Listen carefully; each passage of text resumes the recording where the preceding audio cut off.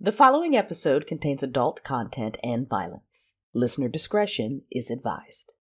Hey, Legacy fans, our network, The Tales of the Forgotten, has a full slate of shows we want to produce after Legacy ends.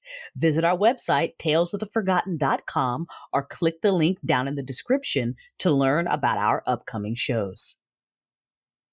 Legacy, a Star Wars audio drama, created and produced by Crystal Storm and Hannah Cardeilhac. Episode 21, The Conclusion of Legacy. Chapter 59, The Path That Must Be Walked. I learned that before Reed died, she'd sent a Jedi friend of Risha's, Master Sumali, to Xerrin's ship to get the Mystic. Doc and T7 had already been there, and together they'd been able to capture him. The Republic wouldn't let me near him, of course, but I didn't need to be. Xerrin would tell me what I needed to know, one way or the other. I sat outside of the medbay in the Republic base where the Jedi healers tended to whatever the Voss had done to Xerrin. Several angry Jedi and an equally angry squad of troopers stood watch over us. I'm still not sure why my request to stay was granted when I'd had Lancoro carry Xerrin back to the Republic base. But it had been, and an uneasy ceasefire had been called between the two warring sides. For the moment, the Voss was the bigger threat, but the Jedi were naive to think that the Republic would care as much as they did. Troopers didn't use the Force, and whatever the Voss were doing, it didn't affect the majority of their military. I was well aware we were on severely borrowed time. Tana sat on one side of me, my hand clenched between hers. Lancoro on my other side, though he said nothing, he just kept looking down at his hands. I kept mine on his shoulder. I let go of him only to do the same to Vancito, who squatted in front of me, his arm across my knees, his chin resting on his forearm. Their presence was calming, even though the feeling of their deep sadness over Reed, their anger, all their volatile emotions, it nearly overwhelmed me. I was a ticking time bomb, but I would not allow my children to know of my internal struggle. You didn't tell me of Watcher 2. I hadn't had the chance. I should have told Aunt Reed about her too. I approve. Reed would have too. She's strong. I'm really glad. I think I love her. This complicates things, sister. How so? Coro and I meant to torture your boyfriend. I'm uncertain what to do about a girlfriend. Lancoro was much more subdued. I watched him release a slight smile. His pain was so much stronger than either of his siblings because of Mako. And I knew that pain well.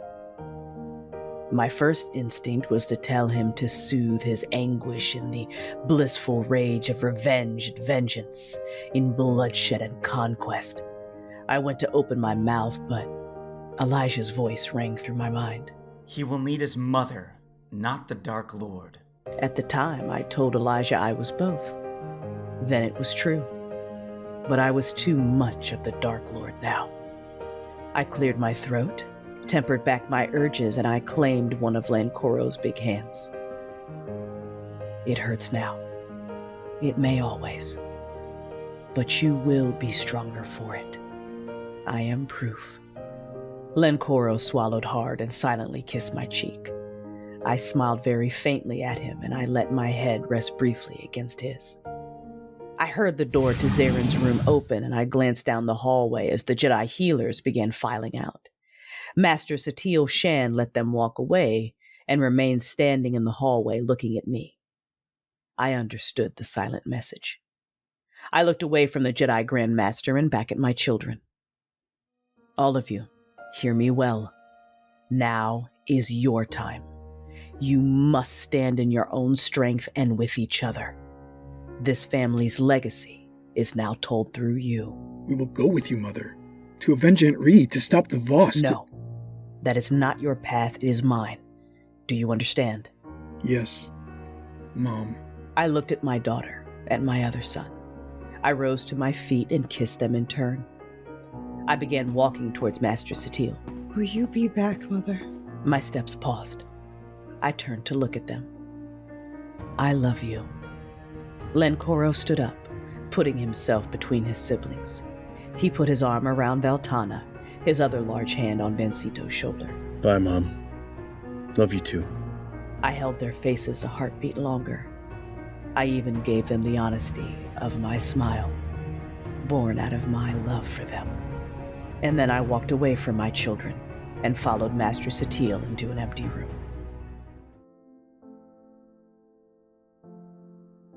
There wasn't anything else we could say as Mom walked away. I had the sinking feeling in my gut I might never see her again. To add that feeling on top of my grief over Aunt Reed, for moments I felt like I was drowning in my pain. I couldn't breathe. I couldn't move. I just sat there. Van! I glanced up and watched as Vancito turned just in time. Vet flung herself into his arms. I love you. I love you. I love you. She kept saying it in between kisses Vancito was trying to capture. Finally, he did, and I had to look away. It wasn't that I wasn't happy for him. I was. It was just that I couldn't watch them, not without feeling like my heart was being ripped out. But it snapped me out of my pity party. Mom was right. Everything was different now. We had to stand on our own. We couldn't dishonor Aunt Reed, Dad, or Mom in any other way. So I focused on Mom's words instead. I would live, as much as that sucked right now. And I would be stronger for it. I looked at Tana, saw her watching our brother with a wistful look in her eyes, and nudged her. Don't you have somewhere to be too, Moff Daclin? What are you gonna do? My new job. With a little help from Revel. And Callio, if you don't mind. Tana immediately understood. She hugged me tightly. I don't mind. Not a field agent anymore, and Callio hates Drummontoss. Yeah, that place sucks. She squeezed me tighter for another second, let me go, and hurried off. I stood up, pausing for just a moment to watch Vancito and Vet embrace. Vet was good for him. She'd keep him level. Keep him right on the edge, just where he'd need to be to step into the role he had to fill. I backed up and turned around, walking out of the wing. The troopers escorted me until I was out of the building. I found Callio lingering at the gates, smoking a cigar and giving the Republic guards snarky glances. Heard you hate Drummond Koss. Callio looked at me with that unreadable face of hers and said nothing. I'm short on a crew member. You done playing Imperial Agent? Want to get back to your roots? What are you offering, bounty hunter? I could use someone else on my side that runs circles around the underworld like you do. Callio decked me flat out, splitting my lip and pulling out my little grunt of surprise. What was that for? Loyalty is big to me, bounty hunter. Need to know I can trust you. You knock me out again to go play hero, I'll shoot you. Got it. Not kidding. Your sister won't care. I don't need a hero. I got it the first time. No hero shit. Callio looked satisfied. For what it's worth, I didn't do it just to save your life. I knew you'd come after us. That's why there's hope for you yet. Got a middle name? No. Why? Don't like your first one. Guess I'll call you Daclin. How about you call me boss? Maybe in public. For the first time since Mako died, I took a tiny breath that didn't hurt. For the first few seconds, Satil said nothing, and I didn't either. We simply regarded each other. It was almost ridiculous that we were an hour after battle in the middle of a war, two leaders on very opposite ends of the spectrum, merely looking at each other. Should I be concerned about leaving you alone with her? Of course you should. I am Sith. She was not herself. I don't think you were either. Do you know why it is so easy for Jedi to turn to the dark side? Because in the heart of a true warrior, in the reality of battle, there is no difference. You fight your nature. I embrace it. The Voss did nothing but sharpen ideals she already had. Satil studied me in silence for another moment, but said nothing. I'd had enough of Jedi justifications. I walked past her. I know what a mother would do for her child. My steps paused. There was something in her tone. I turned halfway to glance at her, arching a questioning brow. I won't pretend my actions may have been any better if put in your place. But they're not dead. Reed and Elijah are. Don't lose your way again, Master Daclin. You owe them both that. My back stiffened that she would dare call me master and not... But I had been, hadn't I? And the one good thing I could say about that was that it had given me balance once. I nodded at her. Nothing more need be said between us. I walked into Xerrin's room, and as I shut the door, Xerrin focused her Miraluka gaze on me. Reed is dead. How? She got my children off Voss, and the mystic poisoned her in the process. Oh, God, Laresa. What have I done? I did not want to feel her pain, her regret, her guilt. It was too much. I thickened the dark side around me like a protective barrier and snapped. Where is this Voss that thinks he can destroy the Force? Xerrin went quiet. Do not. You will tell me. You can't go alone. There is no other way, and our time grows short. Tell me. Yes, there is. I'll go with you. Xerrin, this is the last good thing I can do. Laresa. Let me avenge her. Let me avenge Elijah. Let me avenge us both in a way that you cannot. Xerrin hesitated, staring at me. Finally, she began speaking, telling me everything that had been left over in her mind because of Voss sorcery. Can the Force be used planetside? Yes. They only hid its power from me. That's why you couldn't feel the children while they were on Voss. There was always a mystic close enough to act like a shield.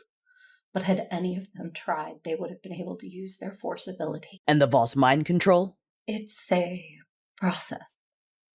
It cannot be done on a whim. I'd heard all I needed to. I turned on my heel and marched towards the door. It wasn't because I didn't accept you. I halted. I thought that might be it for a moment. But it wasn't. Maybe it was my own fears. But I decided when we parted after the Emperor that you were right. About a lot of things. I'd asked Doc to marry me. I couldn't wait to tell you. I didn't want to hear this. But Xerrin wasn't done. She moved to stand in front of me, blocking my path, and she touched my shoulders. I wanted to reconnect. I wanted to understand you. You had so much. You had the family that I'd lost, given up for the Order. I don't regret being a Jedi, but I do regret not being your sister. I regret that I pushed you away, that I let you go. That I let Reed go. I'm sorry, Laresa. I'm so sorry. I closed my eye. I cannot say that sadness didn't rock through me hearing what had almost happened. Things might have gone so differently had the Voss not played us for fools. But they had, and we'd given into our very natures and to the biases that ran rampant through both sides. I didn't feel any guilt over my actions, but the consequences of my choices, of the path I'd chosen to walk down, could not be ignored. There was only one way this could end now. I opened my eye and I looked at my sister. Xerrin had forgiven me once, as only a Jedi could. But I wasn't a Jedi. I was Sith. The part of me capable of forgiving you died with Reed. But you don't need forgiveness, Xerrin. Not from me. Xerrin said nothing, and I could sense that now she finally understood. I pulled out of her embrace and walked out.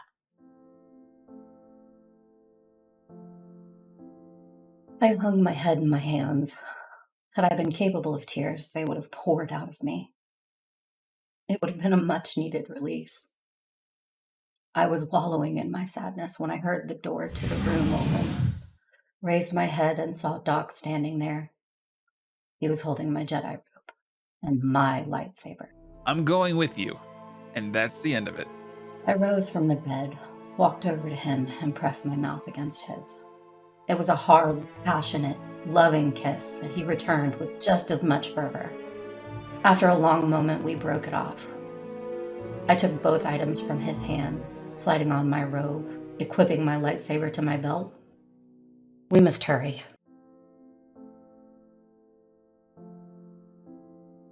Chapter 60. Things only a Sith and a sister can do. Jaisa could not be allowed into the next section of my family's future. She was as dark, as black as I was. I ordered her with me, and she obediently obeyed as we set a course for Voss. When we reached Voss's orbit, I killed her. I couldn't allow her to be used in battle to make the Voss stronger or turned against me while I fought them. I let her death feed my hatred, and I used her body in the cockpit. Xerrin explained that 100 people had been captured. The species hadn't mattered. The Voss magic and Sel Makor's dark power combined in conjunct with the ritual sacrifice on the anniversary of the abomination that occurred on Nathema could destroy the energy known as the Force.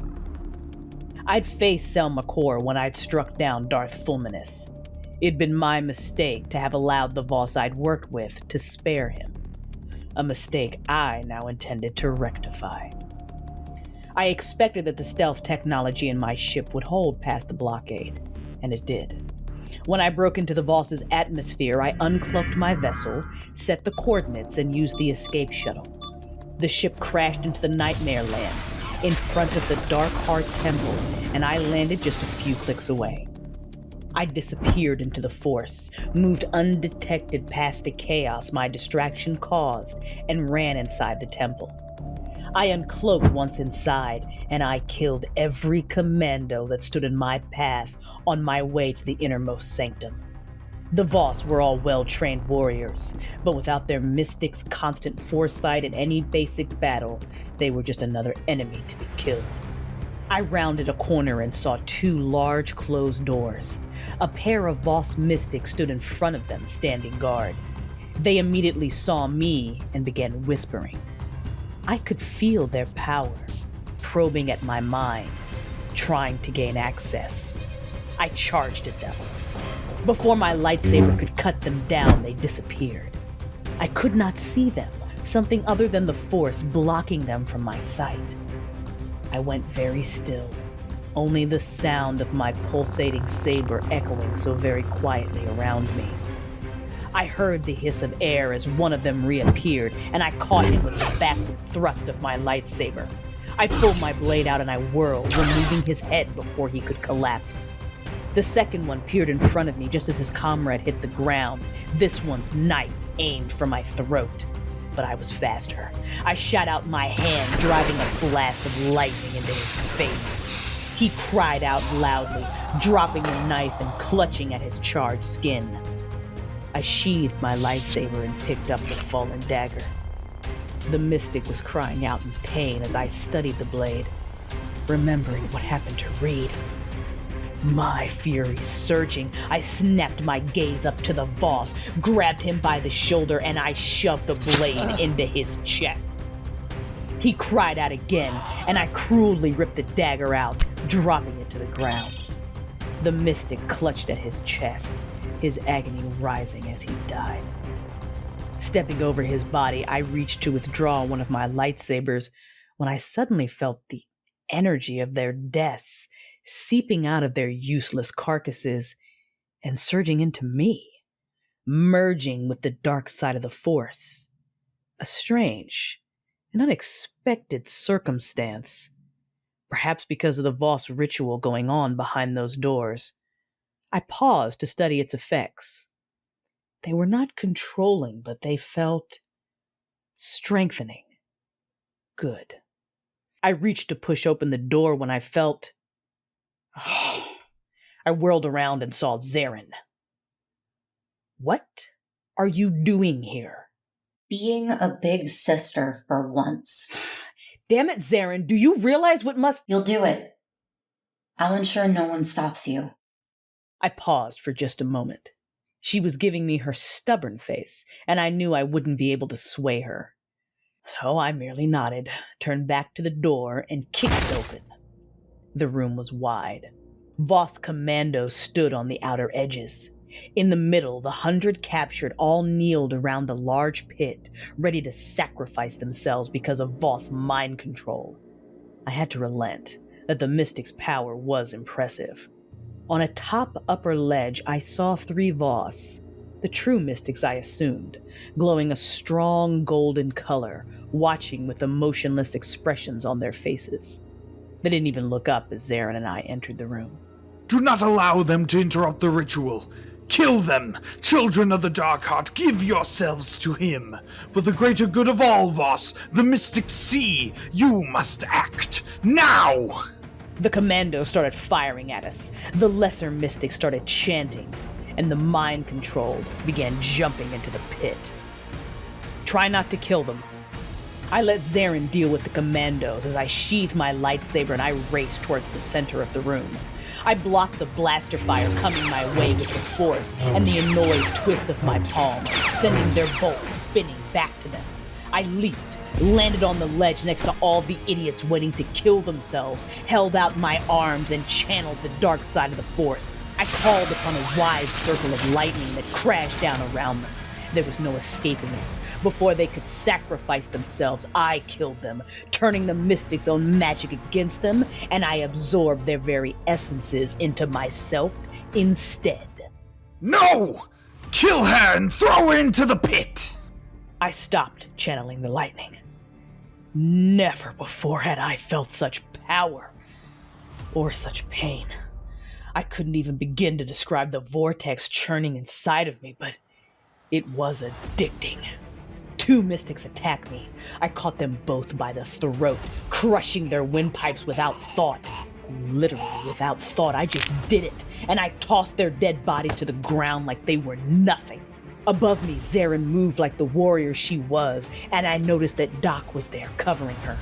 She volleyed the blaster fire back at the commandos, got in close and put them down quickly, her quick strikes robbing them of their weapons, knocking them to the ground, injuring them just enough they wouldn't be able to continue the fight.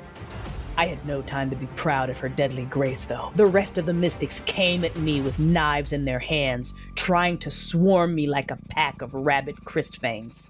And if they didn't have knives, they stood there chanting, a dark black cloud swirling around them, their power slamming against my skull, trying to gain access to my mind.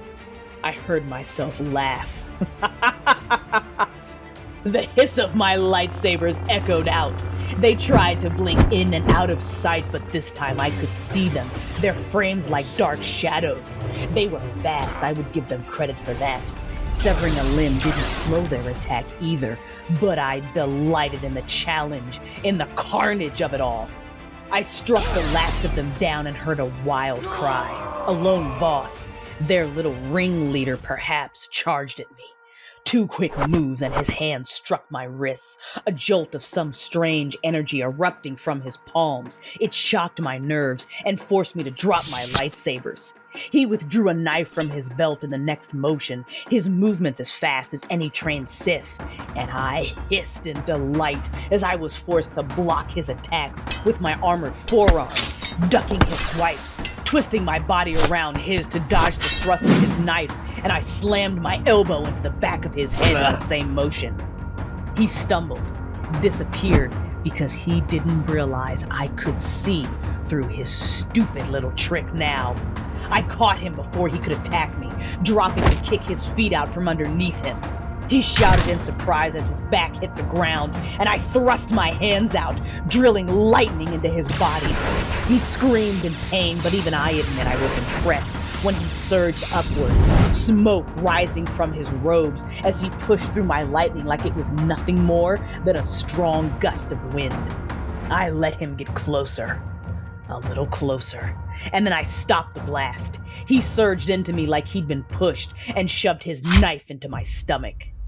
I barely felt the pain. My lips tilted into a cruel smile as I grabbed his shoulder, and with the power of the dead flowing through me, I shoved my hand into his chest, closing my fist around his heart. I canted my head, staring into his eyes, reading his thoughts as his burnt face contorted in pain. It was he who had tortured my sister, robbed her of her mind, made her raise a hand against me. He was the one who had set everything in motion. Pure hatred surged through me. You lose. I ripped his heart out. His body dropped, and I crushed his heart in my fist before I threw the useless remains to the ground. Laresa! I glanced at Xerrin as I pulled the knife from my stomach. I could feel the poison in my system, but it was a distant, burning sensation to the tormented power of absorbing the energy of the dead. I dropped the blade to the ground and looked down into the pit.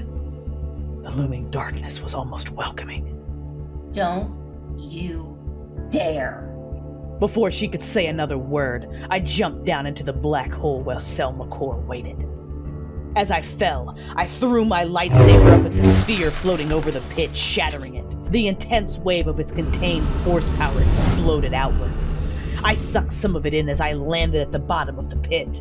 The phantom, glowing, monstrous manifestation of Selma Core appeared. Lightning flew from my fingers again, closing around him, forcing him into me. As I expected, he was not opposed to finding a more solid form. His utterly dark, evil power exploded inside of me, merging with the dark side that literally coursed through my veins, and like any vengeful Sith, he immediately began trying to take control of me, to exert his will over my own. I couldn't resist him forever, but I did know how to kill him.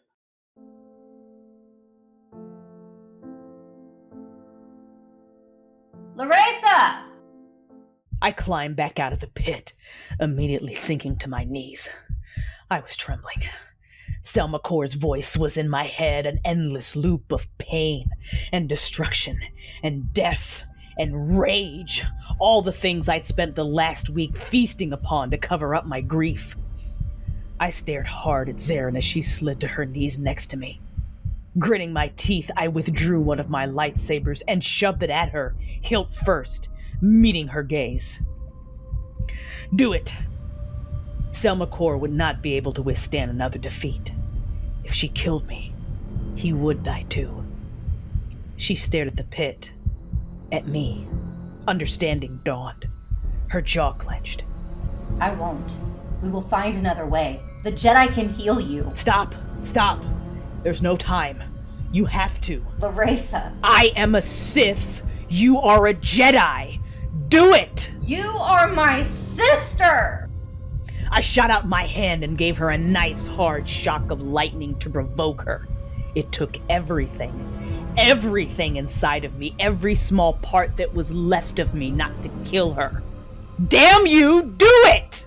Xerrin blanched at the hit, but my utterly stubborn sister wouldn't budge. No! With a growl, I surged to my feet. My sister rose, but she would not be intimidated. I wanted to kill her. It would be so easy. For a second, I lost my mind to Selma Core's voice, and I didn't understand why she was alive. I lifted my hands. Xerrin. I'd lost sight of his face in my rage. I forced myself to focus on Xerrin's face. On my sister's face. It was that tiny recognition that allowed me to regain control, but it was like trying to stop an avalanche. If I began fighting her, there would be no containing the monster inside of me. Xerrin! Fight it, Laresa! You have to! We'll go! I tuned her out, my mind spinning. I whirled and saw Doc watching us. perfect. Xerrin couldn't allow an innocent to be harmed, especially not the man she loved. I raised my hand, closed the force around Doc's neck, and I began killing him. I felt Xerrin's panic. Laresa, stop! But I didn't. I kept force choking Doc, harder in fact. Xerrin came at me, trying to use the force to push me, but I didn't budge. She used my lightsaber to give me a few warning cuts, but I didn't even feel it. Don't! She tried to ram the hilt of the saber into my temple to knock me out, but all it did was make me bleed a little. Do it! Do it! My vision was swimming. I backhanded her hard enough to break skin, but I kept my grip on Doc. She stumbled, but quickly regained her footing. I ripped back my cowl, showing her my face, how the taint of the dark side had infected it, my eye burning red. I stared at her with pure hatred, taunting her as I tightened my force grip around Doc's throat. He would be dead in seconds, and we both knew it. Laresa, I can't! God's damn it, Jedi! I will burn every...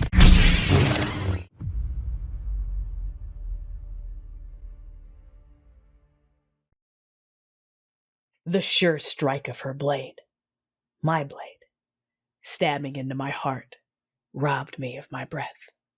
I released my hold on Doc because I had no choice. I could feel my life force fading, could feel it, the nightmare that was Sel McCore, howling in fury as it began to die with me. Our combined power, the only reason I hadn't died instantly. Xerrin went to pull the lightsaber out, but I grabbed her wrist, halting her motion, keeping it lodged where it was. I met her gaze. Watch over them for me. I will. I promise. Better than I did you and Reed.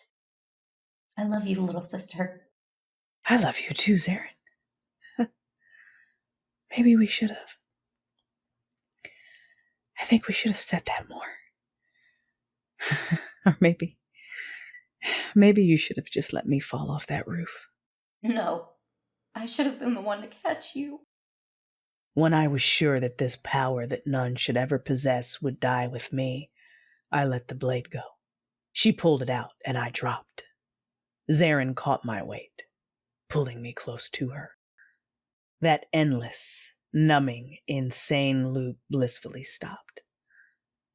It reminded me what peace felt like. I dropped my head to my sister's shoulder, my gaze falling past her. I can't say I wasn't surprised when I realized I could see them. Kazrin, Elijah, Reed, even Malavai. I wanted to tell Xerrin, but she'd just have to find out on her own. A second later, I joined them.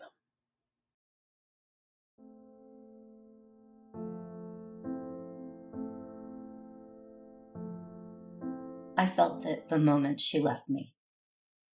Gone to the Force, and there was not a Jedi teaching to be found that could soothe the pain it caused. We had so much to fix.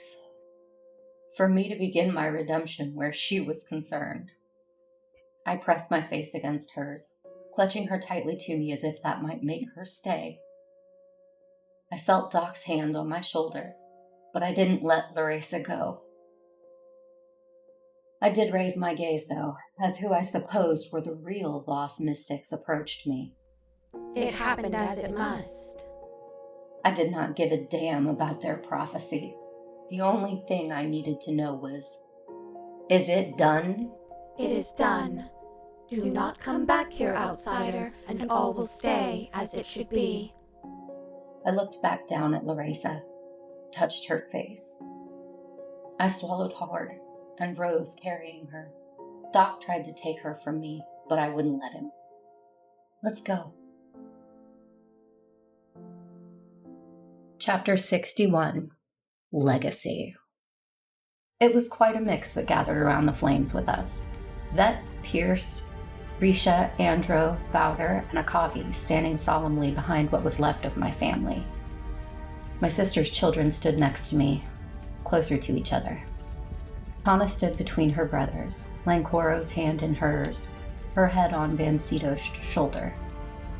They stared in silence as the flames burned around Elijah, Reed, and Laresa. I turned my gaze from my sisters and looked at them, their faces, their eyes, their rigid stance, and the square of their shoulders as they each digested the pain of loss in their own way. I did not know them, but I would. My siblings and I had been ripped apart by war. Never again would I allow codes or misunderstanding or intolerance to separate my family. I knew exactly what we had to do. Stop fidgeting. You look great. I was standing in front of the mirror, adjusting my uniform. Shara, Watcher 2, came up behind me, wrapping her arms around my waist and put her chin on my shoulder. I laid my hands on top of hers, meeting her gaze in the mirror. I still feel like everything's more real now, in a way it wasn't before. Because we're not spying on Jadis, trying to undermine him at every move. You're running the operation in earnest, and I get to take a Grand Moff home every night. It's a delightful win-win. What a big failure to your pure breeding program you are. I suppose if the urge ever strikes me, there's always your brother, isn't there? My eyes widened and she broke into laughter. You never have guessed Shara's sense of humor unless you really knew her. Like I did. I turned in her arms, kissing her gently. Once you go Chiss, you never go back. Remember that. Don't I know it. Ready. See you in a few days. I touched her cheek, picked up my briefcase, and walked out of our home. Vancito waited for me outside, leaning up against a speeder, and for once without the entourage him being the Emperor demanded. So far, he only had to execute one general and the former War Minister who didn't like the direction he intended to take the Empire in. Now, as Grand Moff, I had made the announcement that he had the full support of Imperial Intelligence, a title he had restored. General Pierce had sworn allegiance to him, and that meant all of Mom's army with it. Even Mandalore, thanks in part to Lancoro's influence, all fully supported his bid to power. And since there were very few Sith Lords left powerful enough to challenge Vancito for right now, it was sticking. I expected on top of all the rebuilding we'd have to do, there would be many power plays in the coming months, but for now this was a damn good start. Into the mouth of the enemy we go. I nodded. This would be very, very interesting. I was standing in the spaceport, leaning against a wall with my arms crossed over my chest, waiting for Tana's and Van's shuttle to arrive. Callio waited with me. Since I'd taken over Aunt Reed's spot as the boss of the underworld, she'd become a damn good ally to have. In the week after Mom and Aunt Reed's death, we'd done exactly as Mom had told us. Combined our strength and made sure we took care of business. In the quiet moments, I often wondered if this had been her and Dad's purpose for us all along. Not that I cared. In fact, I kind of liked my new line of work. It had been my job to re-secure the underworld and keep the alliance between the crooks going. I was actually a little surprised that Ivory hadn't made the first power play for it. Maybe it was because of my rep as a bounty hunter? I still had eyes on the blacklist. Though bounty hunting had become a part-time gig, it wasn't something I was going to give up either. Andrew had gathered up his crew to rally the others in support of me. Callio had used her connections to spread some rumors about my rep and help conjure support among the riffraff that I was legit enough to take my aunt's place. Risha and Vet had both used their connections to do the same. I still worked with Blizz, and Galt had been downright giddy when he found out. Torian was the only one who had left, and last I heard, he was back with his old clan. Bodar had stuck with me. I'd asked Akavi to go to Droman Kaas and watch Vancito's back. She'd agreed. So far, things were going as planned. Today was going to be one hell of an interesting day, though. Want to get a drink after this little party, Declan? I glanced over at her, hid my smile, and turned my attention back in front of me as Vancito and Tana's shuttle came in. What's in it for me? Pity sex if I'm drunk enough. We'll keep it to just getting drunk. Callio was hot, but right now I didn't want anybody. I hadn't even taken off my wedding ring yet. Still, she was becoming a good friend, And I'd be stupid if I didn't admit that everything, including Morning Mako, had been a little easier with her crazy ass around. I pushed off the wall as Vancito and Tana headed in my direction, hugging them both. Xerrin's already inside. The look on their faces when they see us will be classic. I kind of felt like that was the understatement of the year. Coruscant, Senate Tower. The room was packed. Grandmaster Satil sat next to General Garza and Supreme Chancellor Suresh. I had just finished testifying. For the last week, an uneasy ceasefire had been called, and today was the day for the full Senate hearings about everything that had transpired on Voss and beyond. Thank you for your candor, Master Xerrin. Just Xerrin. I am no longer a Jedi. That brought a quiet hush to the room. Before they could grill me about that, I continued. Chancellor Suresh, Grandmaster Shan, General Garza, members of the Senate. I have invited someone here today that I felt needed to be a part of these proceedings for the sake of our future. This is a private inquiry. Who did you invite? Sith Emperor Vancito Daclin. My mouth twitched in amusement at the shocked expressions on their faces. Before they could argue one way or the other, Doc had opened the door to the room to let Vancito, Veltana, and Lancoro walk in. Vancito pulled his hood back, exposing his Sith face, and Valtana did the same. I had employed the help of Master Sumalit to smuggle them onto Coruscant. The troopers in the room immediately pointed their blasters at my niece and nephews. Vancito calmly put up his hands. Tana rolled her eyes. Lancoro glared at the trooper closest to him. Get that gun out of my face. I bit my lip to keep from chuckling. Master Xerrin, what is the meaning of— Supreme Chancellor Suresh, we are unarmed. I arrived with no additional guard. I merely wish to be heard. I stepped aside and motioned Vancito forward. He moved almost mockingly slowly so the troopers wouldn't shoot him, and I had to resist the urge to laugh again. Stop that, I mouthed to him. He merely grinned wolfishly. I hugged him as he approached and then stepped aside as he took to the podium. Lancoro shoved the blaster out of his face, put a hand on Tana's back, and they walked right past the soldiers and sat down. I sat with them, and we patiently waited while Suresh covered her microphone and whispered in hushed tones to General Garza and Master Shan. Vancito glanced back at me. I nodded once. He turned his attention to the front of the room, and without waiting for them to decide, he began speaking. As he did, Master Shan shushed them, and they started listening. The start of the Great Galactic War was caused by the machinations of an insane emperor. An emperor destroyed by the combined might of both Jedi and Sith. Had the Voss not began their treachery, regardless of the events that transpired because of General Racton, peace might have been reached. We may still reach that peace today.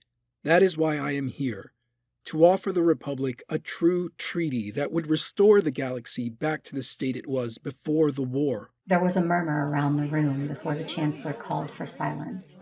Vancito paused, then continued. As a measure to prove my sincerity, I wish to present to this council the stealth technology we've employed for your own usage.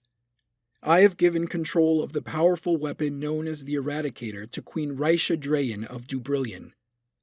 Should both sides agree to the treaty and follow its terms with no further hostilities, she has agreed to destroy the Eradicator for us both to see.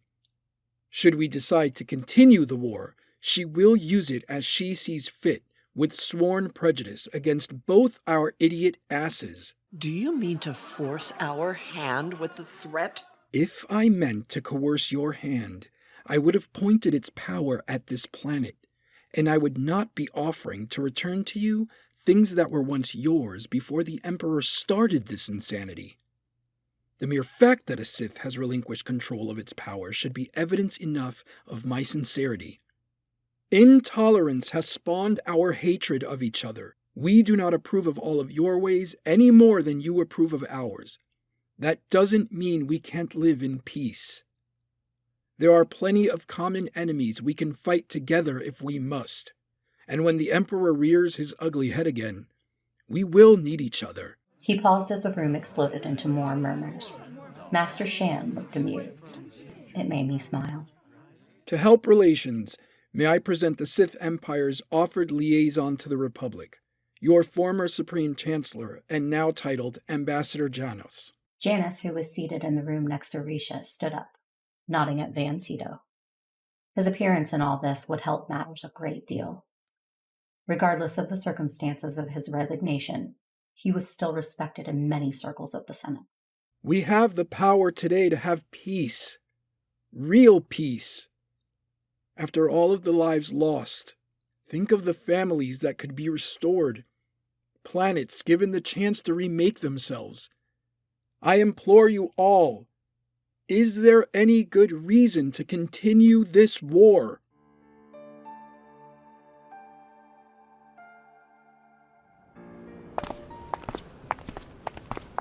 Think they'll sign it? I don't know. The deliberation is a good sign, though. I bloody hope so. There is much to be said for being an emperor who requires no senate.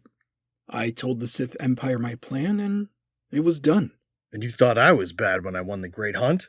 So much like them. All of you. You've got the stories. Ah, the ones Aunt Reed wouldn't tell us because she was part of them. Perhaps. Name your price, Jedi. First, it's Aunt Xerrin. Second, I am not a Jedi anymore. Third, dinner, all of us, every other Sunday on Dubrillion. We'll work up to the aunt part. Deal for dinner. We require a sample of the goods, though. Before Xerrin could answer them, she turned and saw us. Really saw us. Not the outline of our shapes, but us. Reed stood with her arms on my shoulder, wearing that wonderful, arrogant grin, watching our sister and the children. My arm wound through Kazrin's. He smiled at Reed and I, and then at Xerrin. I looked at my sister and my children with all the love I had in my heart. And when I caught Xerrin's gaze, I smiled at her, and I hoped in that moment I gave her some of the peace I felt now, being one with the Force. Your mother and Reed may or may not have locked a visiting senator in the Jedi archives. They possibly stole his speeder, may or may not have crashed said speeder into a statue in this very square. We can go look at that later. It should still have some scorch marks. And they may or may not have spent the next 2 days in hiding for fear of the consequences. Their laughter was a joyous thing, echoing out to the ghosts of the past. I did not know what would happen next for my family, but their legacy was strong. Perhaps that would be enough.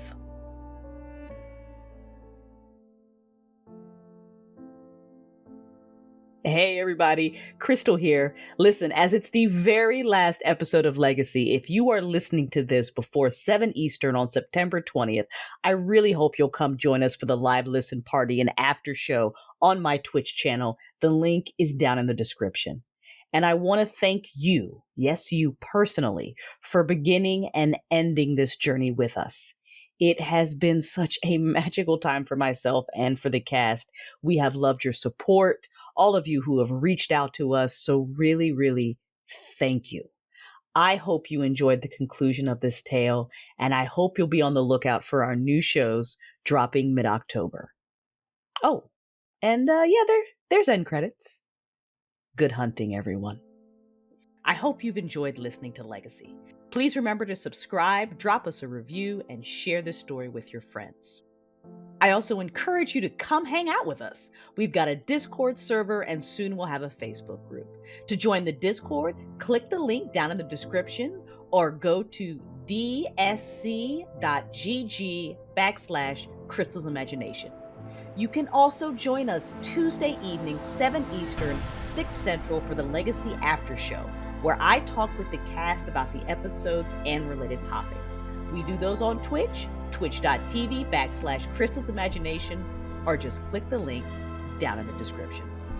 To view the full cast list, get your PDF copy of Legacy, and learn more about Crystal's sci-fi novels and other upcoming fiction podcasts, go to crystalsimagination.com. Episode 21 features voice performances by Crystal Storm, Bun Berrien, Jake Riker, Lindsay Gray, Hannah Cardeilhac, Alejandro Paz, Matthew Dawson, Elijah Neal, Vander, Tara, Joe Moyer, Adam Corman, Shelley McArleen, Kathy Beal, and April Arden. Sound work done by Hannah Cardeilhac and Crystal Storm. Legacy's theme song is composed by Daniel Cherlitza, titled Star Wars Dark Side Themes Reimagined. Additional amazing music tracks contributed to this episode, so please read the description for full credits and links to each track. Legacy is a work of fan fiction created inside the Star Wars The Old Republic universe. It is written, directed, and produced by Crystal Storm. The Daclin family are original characters created by Crystal.